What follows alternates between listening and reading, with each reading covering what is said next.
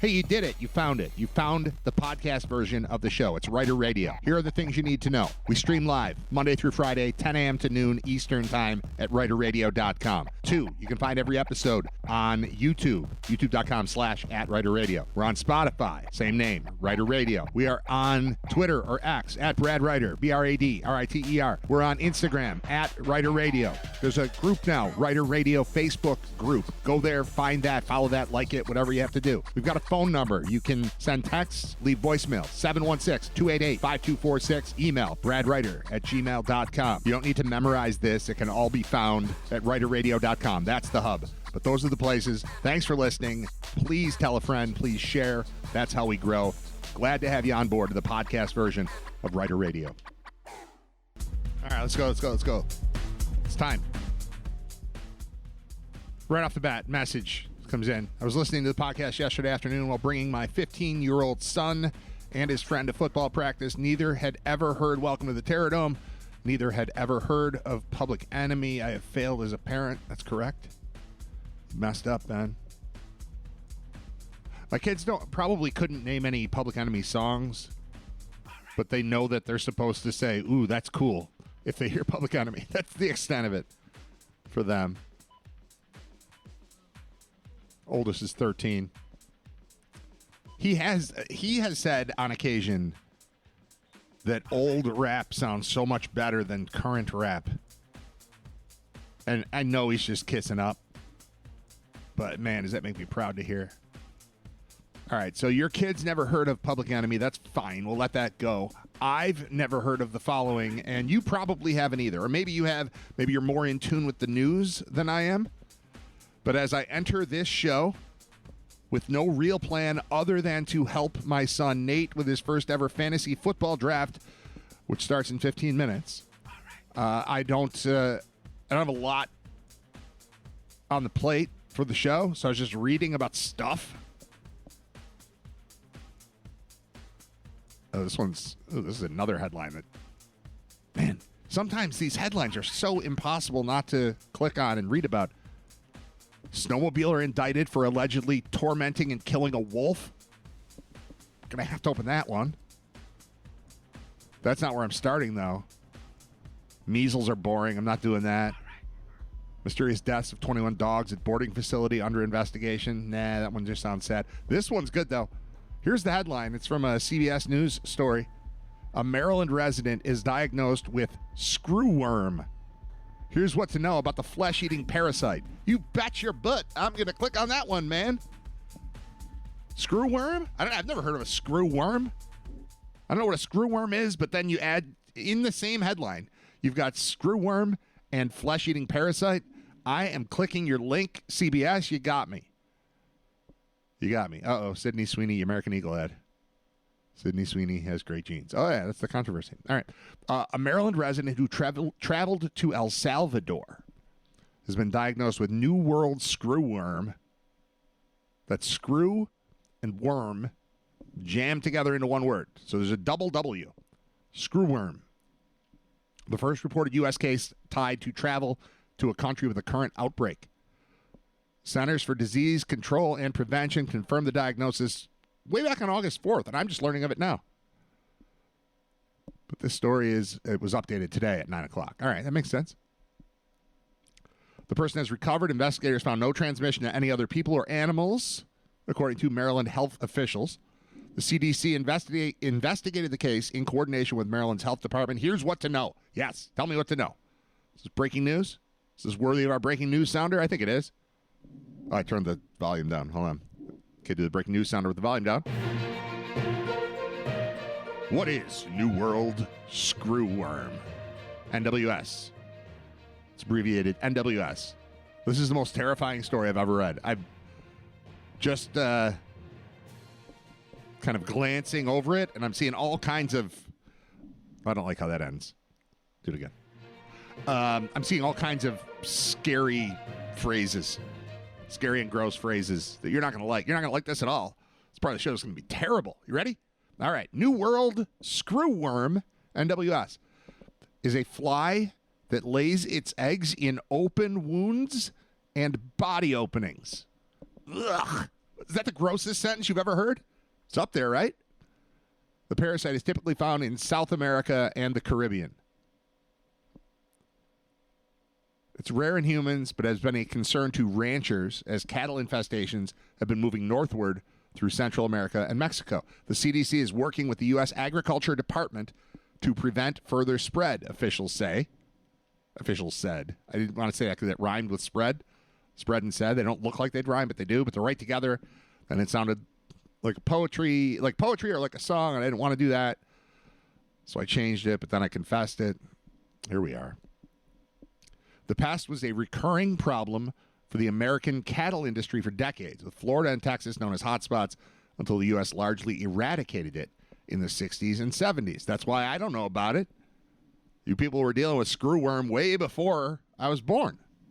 I wasn't born in the 60s. I was born in the 70s, but if it was largely eradicated in the 70s, and I was born in 74, and I was only 5 years old when the 70s ended, how would I know about New World screwworm, NWS? I wouldn't. Given that history, the Maryland case is likely not the first time an American has ever been diagnosed with it, said Max Scott, who obviously you all know is a North Carolina State University researcher who studied it. Researcher. It doesn't say it just says a North Carolina State University research who has studied it. Come on, CBS. Try harder. This appears to be the first case in a U.S. resident in quite a while, he said. The name refers to a blue-green blowfly. These are all crazy words to me. We're still getting to eyes, mouth, maggots, parasite, just words I'm seeing as I scan this livestock, open source, vulnerable populations. There's a lot to process here. Nasty parasite, larvae. All right, the name refers to a blue-green blowfly that became somewhat infamous after infestations were reported in the 19th century at the Devil's Island penal colony off the coast of South America. Its Latin species name roughly translates to man-eater. Whoa, here it comes. Female flies lay eggs in an open wound. Here, it's going to get gross. Get ready to squirm, everyone. Ladies and gentlemen, this is disgusting. Female flies lay eggs in an open wound or in the nose, eyes, or mouth of an animal or person, which quickly grow into larvae that eat the flesh. The screwworm part of the name comes from those maggots. Ugh. Why am I doing this?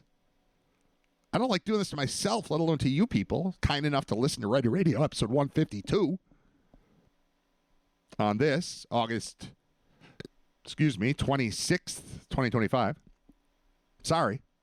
This is gross, and I got to do it. The screwworm part of the name comes from those maggots, which can get up to 2/3 of an inch long and look like they are screwing themselves into the flesh. It's a nasty parasite, Scott said. Scott's the researcher. This isn't Scott Wilson. He has nothing to do with this. What are the risks and symptoms for people? The larva, am I saying that correctly? Larvae. Feels like it should be pronounced differently than larva. I'm going to type that into here. Larva. Larvae is the plural. I don't know. I don't know about the pronunciation. I just know that this is gross. I'm going to keep reading. All right. They don't spread from person to person. They pose a very low overall risk to the public. But they're gross as hell, and that's why we're talking about them. Those at higher risk of suffering from the condition include people living in rural areas in places where NWS is endemic, where livestock are raised, as well as people with open sores or wounds and vulnerable populations. So if you live near cows and you have a bunch of open wounds, watch out for the screwworm. It's coming for you. Symptoms can include painful, unexplained wounds or sores that do not heal. Where is this story coming from? Hell? This is the grossest, weirdest. Ugh. One telltale sign is seeing maggots around open sores. Yeah, that's a sign there's something wrong. If you look down and see a bunch of unexplained open sores on your body and they're surrounded by maggots, you might want to talk to a doctor. You might want to consider seeking medical attention. My God. Another is a foul-smelling odor from the affected part of the body. I don't know, Doc. I feel okay. It's just that I've got all these open sores that are covered in maggots and smell terrible. Should I come in today? Should I come to your office? Oh, my God. This is the worst story I've ever read. There's so much more. All right. How can it be prevented and treated? We should all learn this. To prevent an NWS infestation, CDC urges people to prevent against insect bites, especially when visiting tropical areas and being outdoors. The agency also says open wounds should be cleaned and covered. Yeah. Isn't that like a general clean and cover your open wounds, America? Whether you know or don't know about the screwworm problem, I would think you should know to clean and cover open wounds. Today's show brought to you by this healthcare update, this PSA. Cover your open wounds, dude. To treat it, doctors have to remove the larvae, sometimes through surgery. Here's a quote. If you see or feel maggots in or on a wound or other area of your body, contact your healthcare provider immediately. I don't need the CDC to tell me that. If I look down, see an open wound, and it's covered in maggots, I'm calling someone. I'm going somewhere. You're like, I think this will just clear up. The maggots will eventually get tired. It smells terrible. It smells like death. My leg has an open wound. It's covered in maggots, and it smells terrible, but it'll probably just go away. I'll just sleep it off. Rub some dirt on it. No. They will need to remove the larva, sometimes through surgery. Do not try to remove or dispose of the maggots yourself. I would immediately try to dispose of maggots. So maybe this is helpful to me. If this happens, if I get infected/infested with screwworm, I would clean the maggots. I would remove or dispose of the maggots myself. I would do that, and this story tells me not to. Are more human or animal cases expected in the U.S.? That's the question. The answer is it's possible. Scientists for decades were able to control the bug by releasing billions of sterilized male flies, but lapses in that work and the migration of people and animals helped them spread northward into Central America and Mexico more recently. There are new genetic techniques being developed to stop them, and the U.S. government is ramping up its work to control the parasites, but they remain a concern. Quote from this guy, Scott, who's not our friend Scott, I don't know if it's going to come back to the United States. And that's how the story ends. So we start with headline, a Maryland resident is diagnosed with screwworm. Here's what to know about the flesh-eating parasite. That's how we start the story. And then we end it with, I don't know if it's coming back to the U.S. from our expert. Our experts, I don't know. Cool story. If it does, the Texas and Mexico border area is likely to be the first place to see it, he said. I don't know if it's coming to America, but heads up, El Paso is essentially what he's going for here.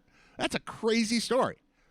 All right, we're 4 minutes from Nate's draft starting, which is exciting.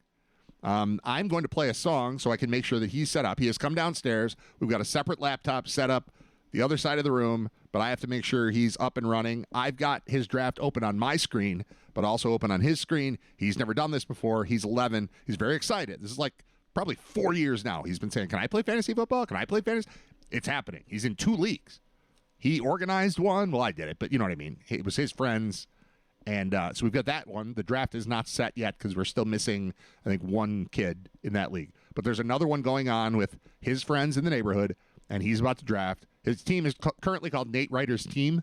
You could change that if you want, buddy. You can come up with something a little bit more creative. So I'm going to play a song so that I can make sure that Nate is ready. There are 8 teams in the draft. He is picking 8th. So he's got pick number 8 and pick number 9. We're going to do, essentially this show is going to be Nate's fantasy football draft, and then some extra stuff. But I got to help him with it, but I didn't have to not do the show. So it'll be fun. We'll have fun monitoring what's going on in the draft. I've got it. Hopefully it'll work where I can have it open on 2 screens.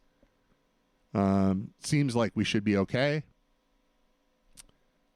I'm going to play a song. We'll be right back. I got to make sure Nate's up and running. And then we'll continue with Writer Radio. If you would like to be a part of the conversation, you can jump into the chat at the MixLR app thing. Couple of comments in there. One, UB's Red Murdoch is on ESPN's top 100 college football players. He's number 90. That's fun. How many maggots could you eat in 5 minutes? Not sure. Maggots, Michael. You're eating maggots. How do they taste? What movie? What movie is that, everyone? Maggots, Michael. You're eating maggots. How do they taste? That's from The Lost Boys. He thinks he's eating just rice. It's a snake draft, not an auction draft. Harry says take Josh Allen. I don't think you're going to be able to get Josh Allen in a Buffalo-based draft consisting of like 10 and 11-year-olds when you're picking 8th. I mean, I feel like Josh Allen would go negative 3rd overall. Like first overall is going to be Josh. What? Talk. It says that I can't connect because you've been disconnected because you signed into this draft from another location. All right, I'm going to disconnect. I'm going to play music. We're going to get you set up. All right, I gotta play a song. I'm sorry, everyone. I can't be logged into 2 different ones at the same time. So we got to find a music, little interlude here. Want to hear Purple Rain? When's the last time you heard the song Purple Rain? It's been a while, right? Check it out. This portion of Writer Radio has been deleted for the podcast version. If you want to hear everything that happens, listen live weekdays 10 to noon at writerradio.com. All right, we've got some controversy. We got a lot of action. So today's show is a little goofy and off the wall and weird because it's mostly me hanging out in the basement with my good friend Nate. He's not really my friend; he's my son. But he's got a fantasy football draft going on, and he's here. What's up, man? Hi. How are you? Good. All right, so explain what happened because the draft started, then the draft stopped. All the players went away. Right. What the hell's going on? The draft started, and then we got to round 3. Okay. And then the draft was paused, and then it was restarted because not everybody was in, and it was auto drafting. So it was auto pick, but that's how it works when you set up right. you set up a draft in advance. If you can't draft, then the computer picks for you, so you can be in the league even if you Right. couldn't make it to the draft. So that's the Exactly. right way to do it. I know. So now we are fearful, and I've got to let you get back over to the other side of the room to work on this thing in case the draft starts again. But it was very exciting. You're picking 8th out of 8. Right. It went Chase, Jefferson, Bijan Robinson, Saquon Barkley, Jahmyr Gibbs, CeeDee Lamb, Christian McCaffrey. That left you with picks 8 and 9, where you got Josh Allen and Malik Neighbors, and we were collectively very excited about your first ever fantasy football team, and then they took those players away from you. Right. What the hell, man? I don't know. Are you what's angry? happening. Yeah. All right. Well, go back and get Josh again. Okay. Try to get Josh again. I loved you having Josh Allen. That was so fun. Picking 8th, and I just thought there was no chance that you could get Allen at 8 when it's a bunch of kids.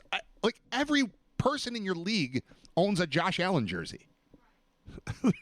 So it's children who haven't done this before, and why wouldn't they want Josh? And has it started again? Still just sitting there. Okay. All right. Well, we'll see. We'll see how this goes. It is Writer Radio. It's what is it? Episode 152, and today is just going to be this. It's going to be me finding random stories about screwworms while also talking to Nate about his fantasy football draft. Any news on Bill's final cutdown yet? No. That's today, though. Today is Tuesday. That's the end. You need the ESPN draft pick sounder. That's correct. 100% need that. All right, let's see what we can do about that. Couldn't do it during the song, so I was too concerned. The show's going to be all over the place today. Just accept it. Accept the fact that this is not it's not going to be very cohesive. But it's on. We're just hanging out. We're already like an hour in. You can't just reset a draft. I know you can't just reset a draft. That's what auto pick is for. It's for the jerks who don't show up. In defense of the commissioner, Tim, who lives around the corner, there was another dad who jumped in and was like, hey, can we restart this? That was Mark. I like Mark. Mark's cool. But his kid apparently, I don't know. I don't know what's going on. But this is what happened. This is why it's so confusing. It's children drafting football teams. And Nobody knows what they're doing. People are at work. So it's, it's a little weird to have a draft at 10:30 in the morning on a Tuesday. We never do that. We typically draft on Saturdays. But also, we've each had, a case of beer over the course. So, but we've done it for 26 years. Doing it for the kids, I get why he would say that. I don't get why we would reset the whole thing. You can't just start over. You imagine that at the actual NFL draft? Like, no, sorry. The Jets GM was asleep. That was an auto pick. He didn't mean to take that guy. Start over. We're so excited. We welcomed Josh into our home. God, I hope you still get him, man. I was so excited for your team. All right. Maryland. Should I just do this story again? A Maryland resident is diagnosed with screwworm. Here's what to know about the flesh-eating parasite. No, it's staying open because I might want to talk about it more, but I read all the words. Wyoming snowmobiler indicted for allegedly hitting wolf, tormenting wounded animal at bar before killing it. Okay. I'll read that story. A Wyoming man. This would be better if it was a Wyoming County man. But it's the state of Wyoming, which is nowhere near Western New York. Wyoming man who allegedly hit a wolf with a snowmobile, taped the wounded animal's mouth shut, and showed it off in a rural bar before killing it, has been indicted on an animal cruelty charge by a grand jury nearly a year and a half after the incident. Cody Roberts, that sounds right. Like, if you were to make up the name of a Wyoming man who hit a wolf with a snowmobile, you'd probably start with Cody. And you might land on Roberts as well. Last year, he paid a $250 fine for illegal possession of wildlife, but avoided more serious charges as investigators struggled to find cooperative witnesses. Wyoming law gives wide leeway for people to kill wolves and other predators by a variety of means in the vast majority of the state. There's a part of me that thinks this is the best show I've ever done, because these are things that I never hear anyone talking about. I've never heard of screwworms. I've never heard of somebody hitting a wolf with a snowmobile and then taping its mouth shut and bringing it to a bar. That's the kind of show we're doing today. Just the craziest stuff that has happened in America combined with a fantasy football draft with my 11-year-old son, Nate. All right. Are we back? Do I want to know who the worst ranked player in fantasy football is? Yes.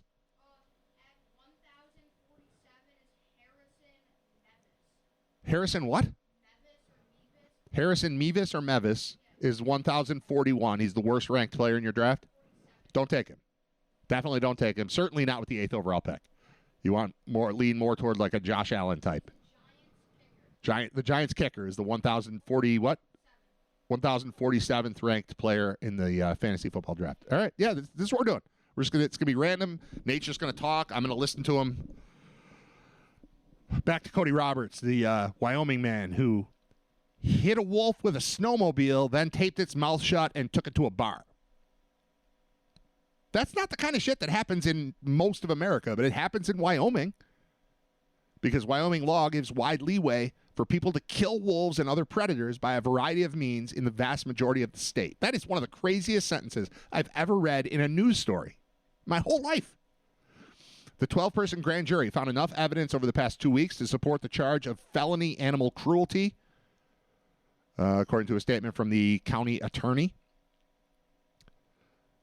He had no further comment on the case. Cody Roberts, our man with the snowmobile and the wolf and the tape, has not commented on the case, did not have a listed working number nor an attorney on file in state district court who might comment on his behalf. If convicted, Roberts faces up to 2 years in prison and a $5,000 fine. That's crazy. What are you in for? Well, I hit a wolf with a snowmobile, then I taped its mouth shut, then I took it to a bar, and now I'm in prison for 2 years. That's crazy. I think we let this guy go. Widely circulated photos show a man identified as Roberts posing with the wolf, its mouth bound with tape, on February 29, 2024, in a bar near Daniel, a town of about 150 people, 50 miles south of Jackson. One photo of the abused wolf was shared with CBS News Colorado. Video clip showed the same animal lying on a floor, alive but barely moving. One video allegedly showed the struggling wolf lying on the floor of the bar, its mouth covered in a black muzzle. The Cowboy State Daily reported. Another clip showed Roberts bending down to kiss the animal on the snout. The light punishment against Roberts led to calls for a Wyoming tourism boycott. To little apparent effect, Yellowstone National Park had its second busiest year on record in 2024, up more than 5% from 2023. What are we talking about? What are these words? Grand juries in Wyoming are rare. The last one to get significant attention in 2019 found that a sheriff's deputy did not commit involuntary manslaughter by killing an unarmed man after a traffic stop. Things just got a little more serious. We're not talking about wolves anymore. In a statement, Animal Wellness Action and the Center for a Humane Economy praised the indictment. Quote, what Cody Roberts did to that wolf was an act of savagery. Now the next step is to win a conviction and put this man in jail for his monstrous actions. I don't think that he's a monster. I think he's a guy who hit a wolf with a snowmobile, put some tape on its mouth, took it to a bar. Who wouldn't do that? I feel like everyone would do that, right? You get the opportunity to bring a wolf to a bar. You bring a wolf to a bar. In a town of 150. How many people are at the bar? Like, if you've got 50 people at the bar, that's 1/3 of your town. Wyoming's weird. Government-sponsored poisoning, trapping, and bounty hunting all but wiped out wolves in the lower 48 states in the 19th and 20th centuries. That's another crazy sentence. Starting in the 1990s, a reintroduction program brought them back to Yellowstone and central Idaho, and their numbers have rebounded. The wolves remain listed as federally endangered or threatened species in most of the country. They have no such protection in Idaho, Montana, and Wyoming, where they can be hunted and trapped. Exceptions include Yellowstone and neighboring Grand Teton National Park, where hunting is prohibited, and the wild canines are a major attraction for millions of tourists. People go to Grand Teton National Park to see wolves?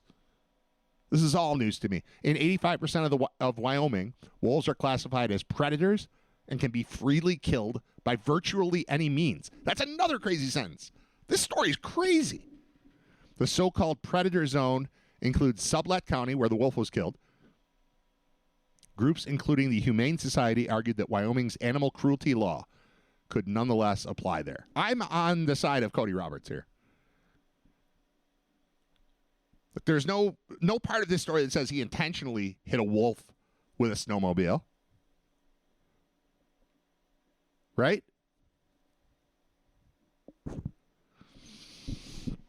If he didn't do it intentionally, and he just accidentally hit a wolf with a snowmobile, and then he saw the wolf, he's like, you know what would be awesome is if I taped its mouth closed and took it to the bar. And then he did that, and then everybody there is like, wow, you brought a wolf to a bar. This is crazy. What a day I'm having.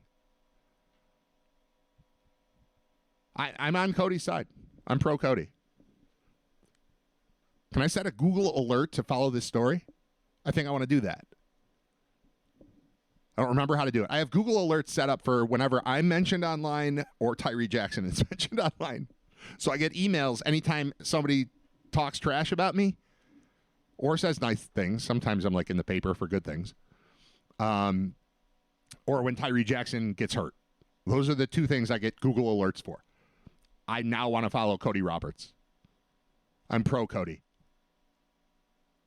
Has the draft started yet? No, it's supposed to start around 11:10. Josh Allen is the highest ranked quarterback. I know. You should get him. You can't just reset a draft. Russian meddling in fantasy drafts. I almost hit a deer 2 years ago in Wyoming County, New York. Was going about 80. Scared the living daylights out of me. Picks should be honored and respected. What the hell is this teaching the 7 kids who are on time for the draft? That's a great question, ER Mom.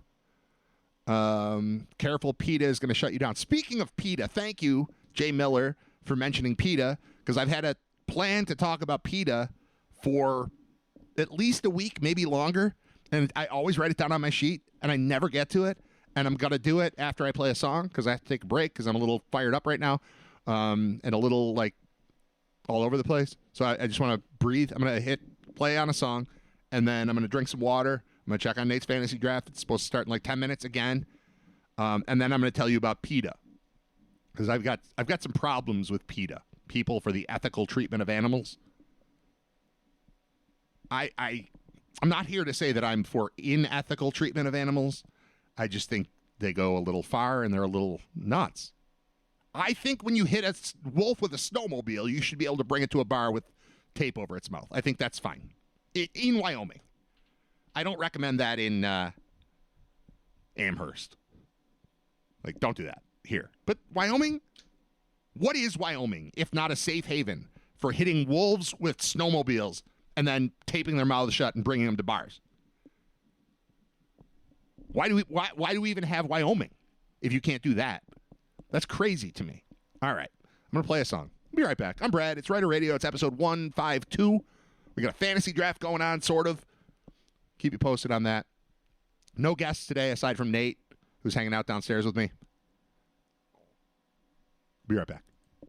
This portion of Writer Radio has been deleted for the podcast version. If you want to hear everything that happens, listen live weekdays 10 to noon at writerradio.com. All right, we heard Tribe Called Quest and we heard Phoenix. Award Tour and Listomania, respectively. Working backwards. And we're back on Writer Radio. It's 10 minutes after 11 and the draft has restarted. So Nate is doing a fantasy football draft. We got through like 2 full rounds, and then somebody complained that they were locked out or something, so it all got paused, and then it all got undone, and then they started over, and this just happened. So we had our first pick. The first time through, it went Jamar Chase, Justin Jefferson, Bijan Robinson, Saquon Barkley, Jahmyr Gibbs, CeeDee Lamb, Christian McCaffrey. That brought up Nate at 8, and he got to take Josh Allen, and he got to take Malik Neighbors, and shortly thereafter, all of the players were taken away. We have restarted the draft. I only am aware of 2 picks that have happened so far. Are we up to 3 yet? It's paused again. All right. So the first 2 picks were repeated. So it was Jamar Chase went first again. Then Justin Jefferson went second again. And we're waiting for more. We're waiting to see what happens. We were very excited collectively here in the Writer household. We restarted again. All right. So we're waiting for number 3. We're back to 1 again. Okay, so this is probably going to be Jamar Chase again, we think. All right, let me know when you got one. I got the sound effect ready. The ESPN pick sound effect here. I got to turn this music off, though.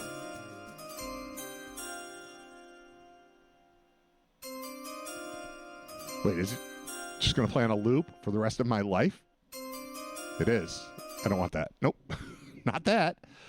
We want to be able to just jump in with it, and instead it's just going to keep looping and looping and looping because it's in like GIF or GIF form. All right. Have we learned anything? Has Chase been selected again? We haven't started yet. All right. We'll keep you posted. Mostly what I'm doing is reading crazy stories, talking to you, and helping Nate do his fantasy football draft, and that's what I consider episode 152. Like that's what we're doing today. We talked a lot about wolves. We've talked a lot about, what was the first crazy story? The maggots, right. Yeah, thanks, Nate. Yeah, the screwworm, the infestation of screwworm that can happen to you if you notice, here's the public service part of it. If you notice an open wound on your body covered in maggots, don't remove them yourself, is what they say. I don't agree with that. I think get rid of the maggots and then go to the doctor. But I'm no medical professional, so what do I know? All right, I'm going to read some of these comments that have come in the last 10 minutes or so. Perfect PETA segue. That's right. All right, PETA. We got to do the PETA thing at some point. I'm writing that down. Again, it's on my sheet for every day for the last, 6-7 days. And I never get to it. I will get to it. All right, on wolves.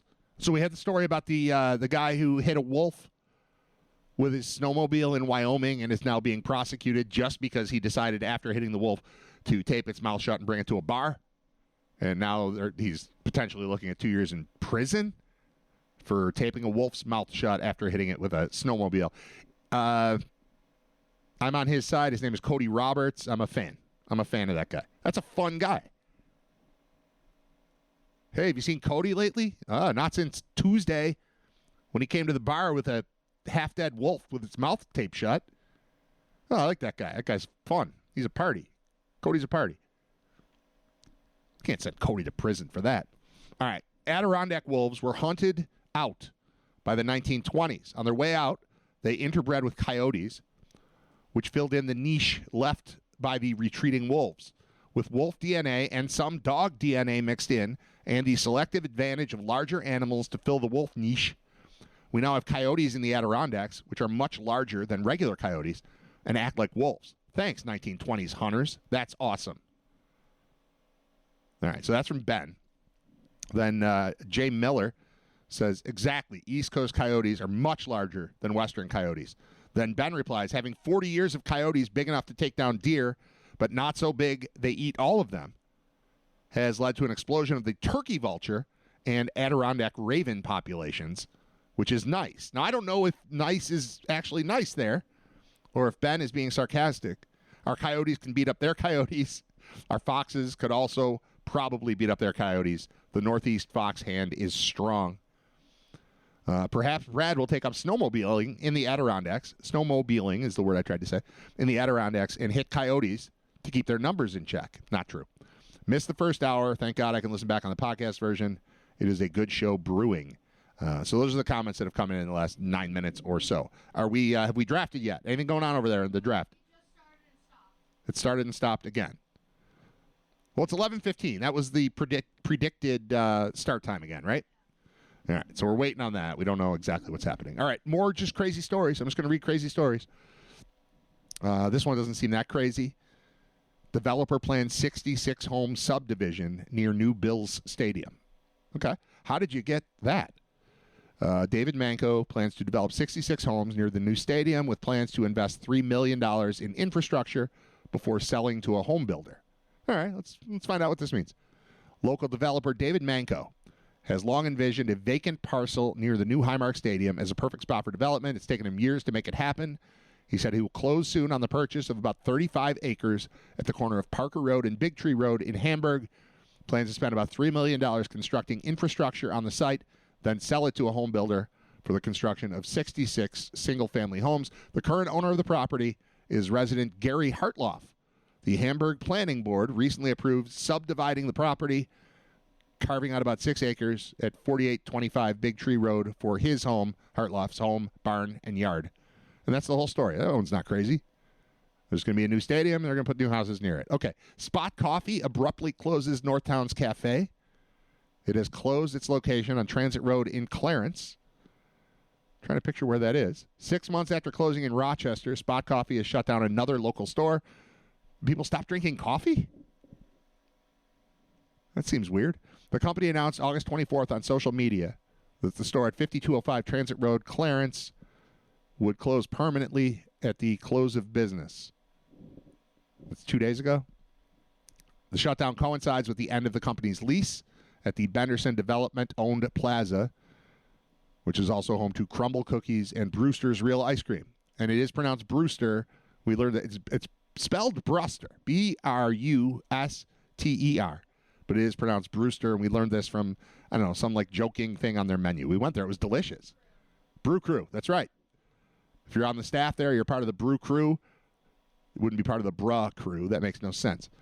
It also follows a shutdown March 2nd of its 25-year-old store at 200 East Ave in downtown Rochester, which left just 2 remaining sites. One in Saratoga. I don't remember that. And one in Glens Falls, which I've been to as well, outside of the Buffalo market. So there's a bunch still here, but they shut down Rochester, and now they're shutting down this Clarence location that actually I can picture. It's on the left-hand side of that same building where the Crumble Cookie place is and the ice cream place is. I don't know. That's not that crazy either. I want crazy stories. I want crazy stuff. That's not crazy at all. All right, here's crazy. You want crazy? Just go to the White House. Go to the White House, you'll find crazy. All the time. It's great. This is actually from the White House website, whitehouse.gov. Presidential actions. Okay. Prosecuting burning of the American flag. I've always been confused by the burning of the American flag because it's what you do to protest and say, like, I hate this country, but it's also considered the only proper way to dispose of an American flag. So that's kind of weird. Like, it's kind of there's like mixed message going on there when it comes to the flag and burning. By authority vested in me as president, by the Constitution and laws of the United States of America, it is hereby ordered. Good God, does this exist all the time? Can I just click through this whole website and just find crazy rantings of a crazy president? I think maybe I can. Section 1, purpose. Our great American flag is the most sacred and cherished symbol of the USA and of American freedom, identity, and strength. Over nearly 2.5 centuries, many thousands of American patriots have fought, bled, and died to keep the stars and stripes waving proudly. The American flag is a special symbol in our national life that should unite and represent all Americans of every background and walk of life. Desecrating it is uniquely offensive and provocative. It is a statement of contempt, hostility, and violence against our nation, the clearest possible expression of opposition to the political union that preserves our rights, liberty, and security. Burning this representation of America may incite violence and riot. American flag burning is also used by groups of foreign nationals as a calculated act to intimidate and threaten violence threaten violence against Americans because of their nationality and place of birth. Notwithstanding the Supreme Court's rulings on First Amendment protections, the court has never held that American flag desecration conducted in a manner that is likely to incite imminent lawless action, or that is an action amounting to fighting words, is constitutionally protected. See Texas versus Johnson from 1989. My administration will act to restore respect and sanctity to the American flag and prosecute those who incite violence or otherwise violate our laws while desecrating the symbol of our country to the fullest extent permissible under any available authority. This is so wordy and I don't know. Can I say uninteresting? Like, yeah, we don't like when people burn the flag. Is this necessary? Is there a problem? Is there like a thing that I'm missing? Is there a story that I don't know about that involves lots of flag burning going on? Is that a pressing issue? I'm more concerned about hitting wolves with snowmobiles in Wyoming. Like, that seems like a more pressing issue. Measures to combat desecration of the American flag. Attorney General shall prioritize the enforcement to the fullest extent possible of our nation's criminal and civil laws against... I'm bored. Okay, yeah. Don't burn our flag, says the president. Okay, fine. How about a story about the band Bad Company? I'm interested in that. This is about their induction into the Rock and Roll Hall of Fame. Bad Company's Simon Kirk says the odds of Paul Rogers and me performing at Rock Hall induction are, quote, very good. That's cool. In a new interview, Bad Company drummer Simon Kirk spoke about the British supergroup's upcoming Rock and Roll Hall of Fame induction, which was announced April 2025. After decades of eligibility, asked how it feels to be inducted, Simon Kirk says, we're very pleased, we're very honored. Quite honestly, I think it's about time, but I don't want to appear ungrateful. Bad Company, as you know, have been around for 50 years. We influenced a couple generations of bands, so it's about time, and we're very happy. He continued, I'm also happy because dear old Mick Ralphs, our guitarist who passed away a couple months ago, learned that Bad Company was going to be inducted just a couple weeks before he passed away. That made us very, very happy indeed. Asked if fans can expect to see him and Bad Company singer Paul Rogers perform a song or two at the induction ceremony, which will be held November 8th in L.A. He said, I don't know. I know that we've been approached to play a couple songs. I've spoken with Paul. Paul's health, as you know, is not good, but I think, I'm crossing my fingers, that we will be able to play at least one song. I don't know yet what it is. I don't even know who's going to be inducting us. I know they have a house band, and they're learning, I guess, a handful of Bad Company songs just in case. Cyndi Lauper is going to be inducted. There's a whole bunch of other acts that are going to perform. I think the odds of us performing are very good. In September 2023, Paul Rogers, lead singer of Bad Company, revealed for the first time that years earlier he suffered 11 minor strokes and 2 major strokes, which nearly ended his career. He's now 75, suffered his first major stroke in 2016, second in 2019, which required him to undergo a major surgery. At the time, Rogers underwent a carotid endarterectomy, a procedure to remove plaque from the arteries running through your neck to your brain. Not yours, his, according to the Cleveland Clinic. Mick Ralphs died in 81 due to complications from a stroke he suffered in 2016. Other inductees in the performer category are Soundgarden, Chubby Checker, terrible, Joe Cocker, Cyndi Lauper, Outkast, and the White Stripes. Badco has been eligible for induction since 99 and got its first nomination this year. The ceremony will stream live on Disney Plus, and an edited version will air on ABC at a later date. That's what we know about that. What do we know about our draft? How are we doing? Nothing is happening, so no players? Chase and Jefferson are back in the pool? So maybe the draft is at 11:30 like we originally thought. It was supposed to be at 11:30, then it was moved to 10:30, then we started it, then you got Josh Allen and Malik Neighbors, and then you had to undraft.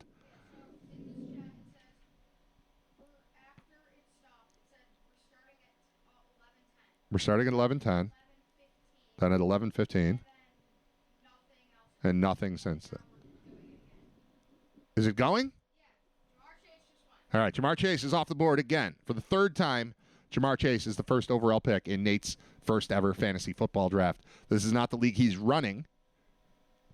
I mean, technically I'm running it, but it was his idea. So it's like him and his friends from baseball are doing a football league. And then he's in this other one where it's like kids from school, and he's just a player. And he's picking 8th overall out of 8. So he picked 8th and 9th. And then the draft restarted, so he doesn't have the player. So Chase is gone. Is Jefferson gone yet? No, we're still waiting on number 2. All right, so Jamar Chase has once again, for the third time this morning, for the third time during this episode, 152 of Writer Radio, Jamar Chase has been selected first overall.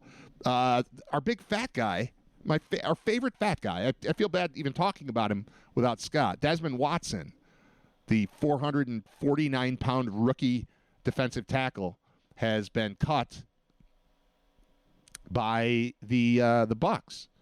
He's a massive dude.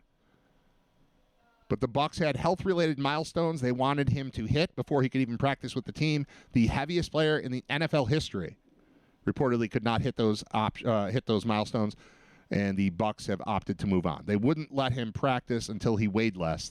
They signed him as a big fat man and then told him he needed to be less fat in order to play.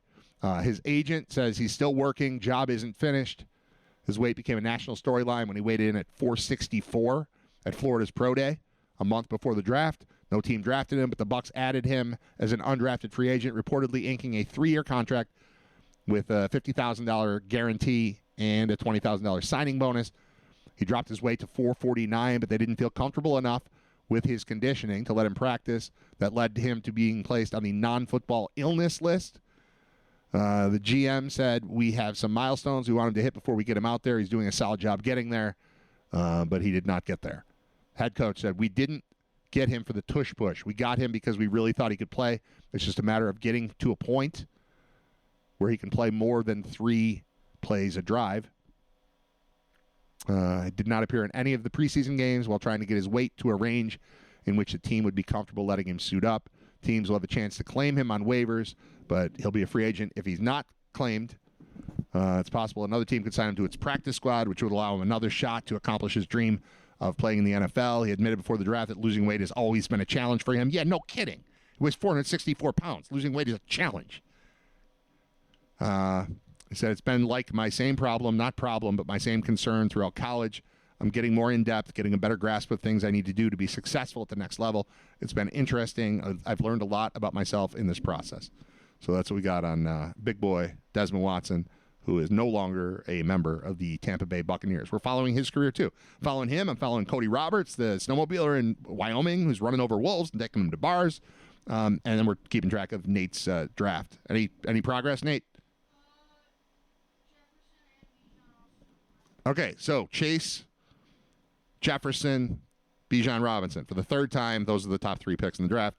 If things hold to form as they went the first time around, Saquon Barkley, Jahmyr Gibbs, CeeDee Lamb, Christian McCaffrey would be the next 4 picks. And then you could get Josh Allen again. You're trying to get the same exact thing, right? You want Allen and Neighbors? Do you feel like they what's the word I'm looking for? They abandoned you? Like they were your boys, and now they're gone. Are you a little sad? Yeah, you seem a little sad. Does anyone know any flat earthers? I got one at work. It's really odd. Lizard people, Vatican Army underneath the North Pole ice caps. See if you can find any weird conspiracy stories. All right, Jay Miller. Saquon just went. Okay, we're 4 for 4. Chase, Jefferson, Robinson, Barkley. We want to see Jahmyr Gibbs go next. We want Gibbs, Lamb, McCaffrey, and then we're right back to where we were. That'd be great. I'm going to play a song. We'll be back with an update on the draft. We're just going to have to wait. Just wait. Just wait. Blues Traveler. Just wait. This portion of Writer Radio has been deleted for the podcast version. If you want to hear everything that happens, listen live weekdays 10 to noon at writerradio.com. Nate's draft is going really well. Everything's fixed. Everything's fine. We're up and running. He's got 4 players on his team, right? You got 4? All right. So here's what happened. Nate's got his first ever fantasy football draft. It started in theory at 10:30. They went through like 3 rounds, and then it all disappeared. And then they had to start over, and then they started over again. And he was picking 8th out of 8. So he had the 8th pick and the 9th pick. And Josh Allen fell to him, and then they had to restart. He was very excited to have Josh Allen on his team. And then it all got wiped out, and then it happened again. And the 7 picks before him went almost exactly the same way. Chase, Jefferson, Bijan Robinson, Saquon Barkley, and then it previously was Gibbs, but it wasn't Gibbs. It was Lamb, and then it was Gibbs. And then this time, he, instead of picking, A.J. Brown got thrown in there. A.J. Brown was thrown into the top 7. He was not previously in the top 7, which led to Nate having available to him not just Josh Allen at 8, but also Christian McCaffrey at 9. So he doesn't have Malik Neighbors anymore. He's got Josh Allen. He's got Christian McCaffrey. We looped all the way back around, and he was able to take Brock Bowers and Terry McLaurin, who just re-signed a 3-year contract with the Commanders. And I love Nate's team. As of right now, 4 players. Real receiver. I can't hear you right now. Hold on a second, Nate. Real receiver, real tight end, real running back when he's healthy, and obviously real quarterback in Josh Allen. I'm impressed. I'm happy. I'm happy with my team if I'm Nate. All right, what were you saying, Nathan? We're 1 pick from Nate again. Who do you want? Okay, Nate's about to pick 2. There's 1 more team about to make a selection, and if available, if that team doesn't take either of these guys, Nate wants Kenneth Walker III from Seattle, and who else? And Mike Evans. That's a real team, man. Got a squad. It's funny, like my football league, I only partake in one fantasy football. I can't have more than one team. You find yourself like rooting for and against everyone in the league at the same time, and it's confusing to me.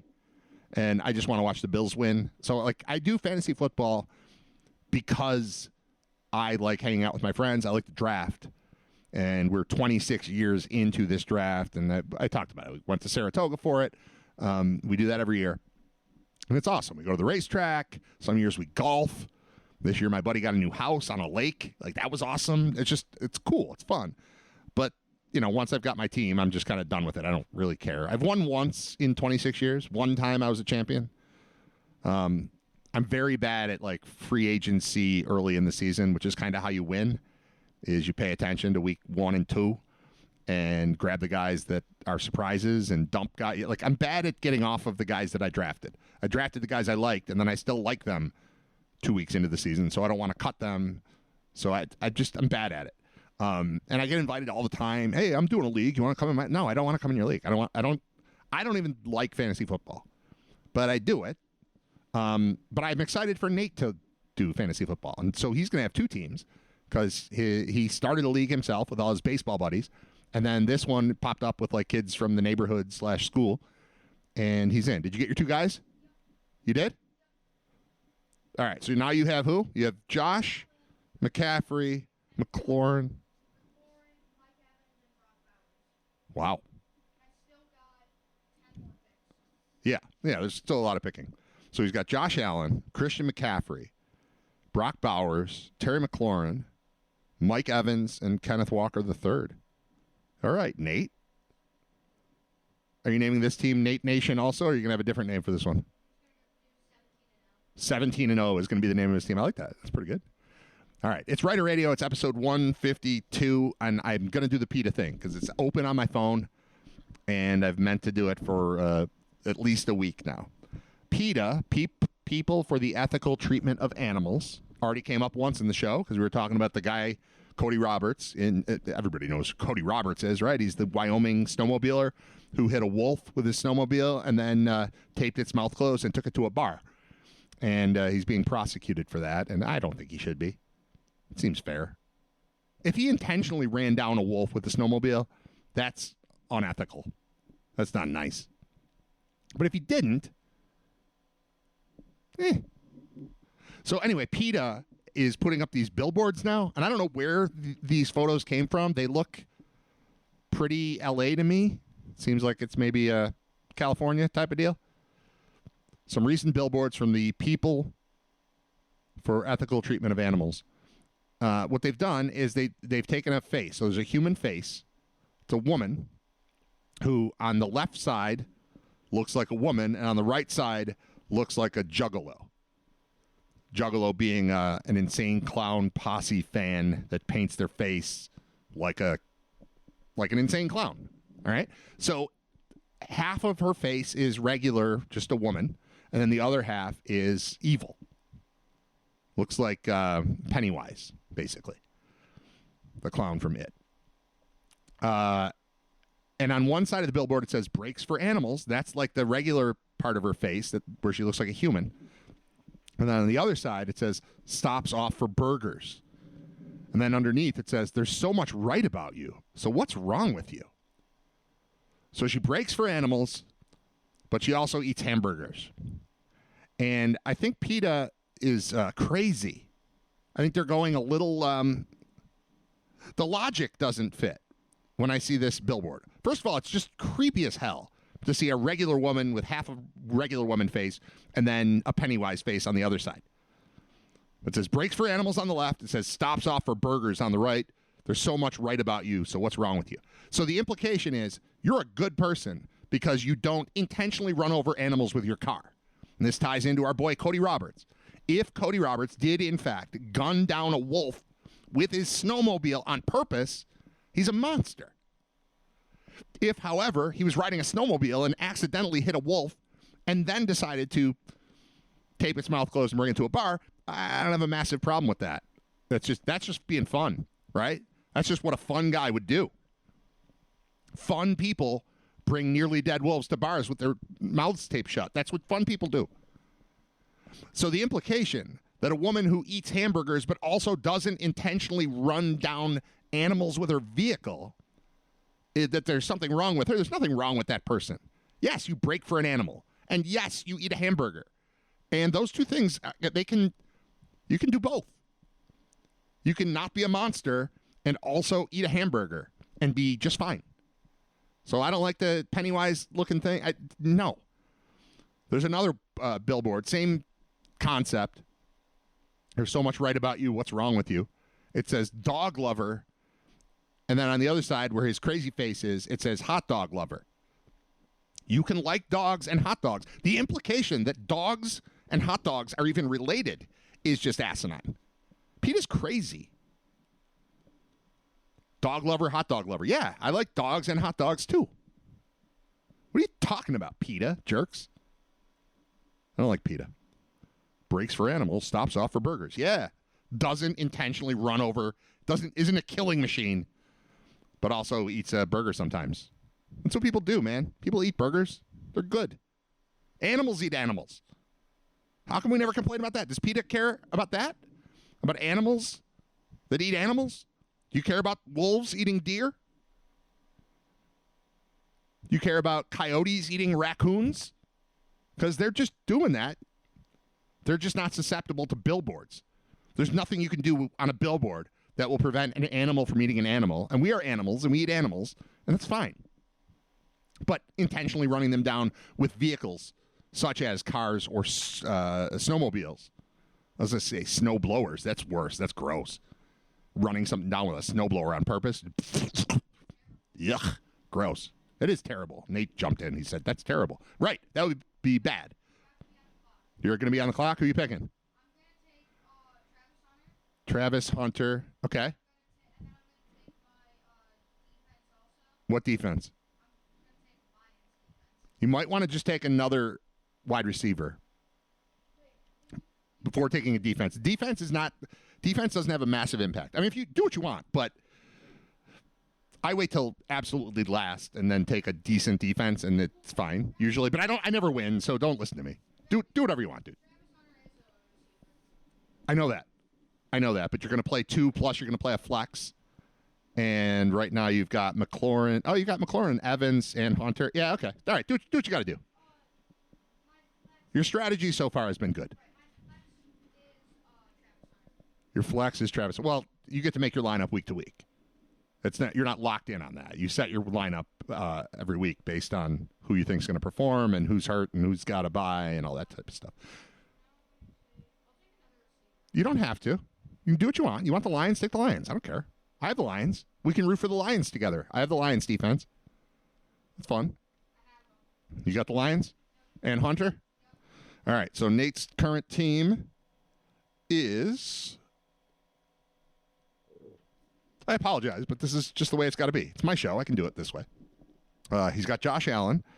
He's got 2 running backs, Christian McCaffrey and Kenneth Walker. He's got 3 receivers, Travis Hunter, Mike Evans, Terry McLaurin. He's got Brock Bowers at tight end.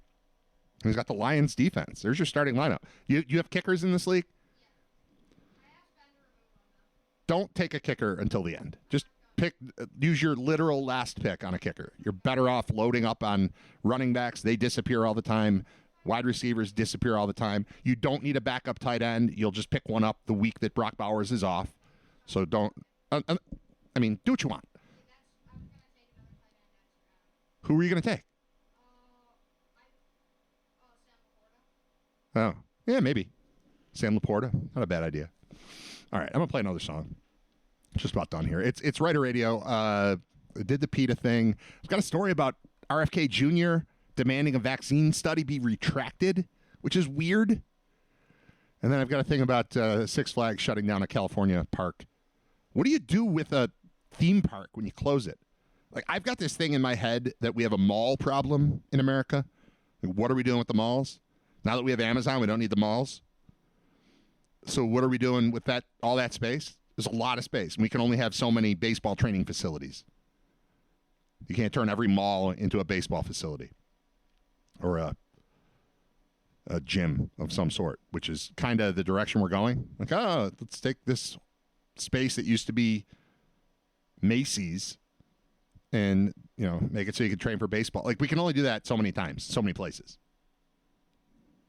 All right. I'm going to play a song. Be right back. It's Writer Radio. Episode 152, and we're still drafting football teams. There's only 10 minutes left. I'm going to play a song. We'll come back. We'll wrap things up. Kind of a weird show today. I apologize for that. I will say this week is weird because I thought tomorrow's show would be screwed up due to travel to Minnesota. Turns out it will not. So it's going to be a regular show tomorrow from 10 to noon. Then I get on a plane at 1:30, or I get to the airport at 1:30. We actually leave at 3. And then Thursday show will be live from Minnesota with Scott Wilson, which is awesome. That'll be cool. Scott and I also are going to record a separate podcast for UB Bulls football that will be available on this channel, but also through the UB, like whatever structure they have set up for distributing podcasts. That's going to happen. So it's going to be audio, podcast, same thing. Scott and I have been doing a Bulls podcast forever, but this is the first time it's going to be an official product of UB. And I think we have to do that like today or tomorrow so that we have a preview episode before the game against Minnesota, which happens on Thursday. I'll be there for that. We'll do it live at 8 p.m. Eastern time. So pregame show will be 7 p.m. Eastern on the Bet 1520, AM 1520, and also on the Varsity Network app. So all that's happening. I'm going to play a song, and we'll be right back. It's Writer Radio, episode 152, as Nate is assembling the greatest fantasy football team of all time right right here in our presence. It's what? It's 11:52 right now, and it's episode 152, says Nate. You got a weird brain like I do, buddy. All right, stay tuned. Writer Radio. This portion of Writer Radio has been deleted for the podcast version. If you want to hear everything that happens, listen live weekdays 10 to noon at writerradio.com. All right, draft update. Nate's still drafting. When we left you, here's his team right now: Josh Allen, Christian McCaffrey, Terry McLaurin, Brock Bowers, Mike Evans, Kenneth Walker III, Travis Hunter, the Lions defense, Keon Coleman, and Joe Mixon have been selected since. And now Nate is up again for 2. And what are we doing with our 2 picks here, Nate? Oh, you're up in 3 picks. I thought you were up now. So what are you looking at? You're looking at a backup tight end. You're thinking, okay, Kincaid.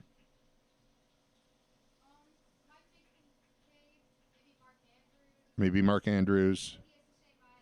So don't do that. And Kincaid obviously has the same buy as Allen too. I wouldn't worry about that. You just don't. Whatever quarterback you take should not have the same buy as Allen. You're gonna take another tight end.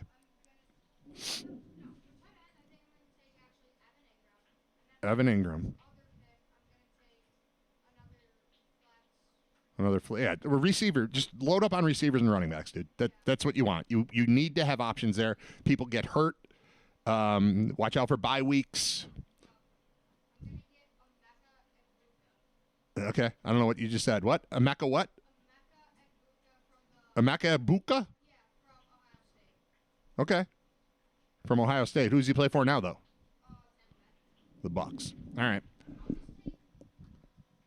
Nobody can hear you when you're talking, so every time you talk, it's me being quiet and denying the listeners the information, and then I wait, and then I repeat what you say. So let's chill. I'm going to end the show because I got to help Nate with his draft. Thank you for listening, for participating in the chat. Sorry today's show was a little weird, but, you know, we got in the PETA stuff that I've been planning to do for a week. We got to talk about the Bad Company going into the Rock and Roll Hall of Fame, and Simon Kirk and Paul Rogers potentially playing together despite multiple strokes between them. And we got the Cody Roberts, my man from Wyoming, who ran over a wolf with a snowmobile and then taped the wolf's mouth shut and brought it to a bar. And free Cody Roberts, man. There's nothing wrong with that. As long as it was an accident. If he did it on purpose, then he's a monster. But if he accidentally hit a wolf with a snowmobile and then brought it to a bar in Wyoming in a town of 150, I think that's fine. I don't know. What happened? Oh, and the maggots. That's right. We talked about the screwworm. Yeah, that's right. The PSA. If you have a open wound infested with maggots, you are asked to not remove them yourself, which is crazy. Again, I am not a medical professional, but I would say if you have an open wound and it's infested with maggots, I would get rid of the maggot. Like, just hose yourself off and then go to the doctor for sure. I would recommend both things. You're not gonna bring the maggots in the van. Get in your minivan and go to the doctor with maggots on your leg? No, that's not what I would do. All right, it's Writer Radio. It's episode 152. Tomorrow's show will be more normal, I think, because we won't be doing a draft. But we're fine. What song have I not played yet? Ooh, this one. I like this one. All right. Thanks for listening. I'll be back tomorrow, 10 o'clock. Writer Radio, episode 153, coming at you live. This show will be available in podcast form within an hour or so of right now. Thanks. What are you doing for lunch? I don't know. I have a turkey sandwich. We're gonna go around the corner. I think you should come with us. This is a great place. I don't know. Okay. We brought you a shirt. Will you get out of here? Will you get out of here? Will you? Now, will you go to lunch? Go to lunch. Will you go to lunch?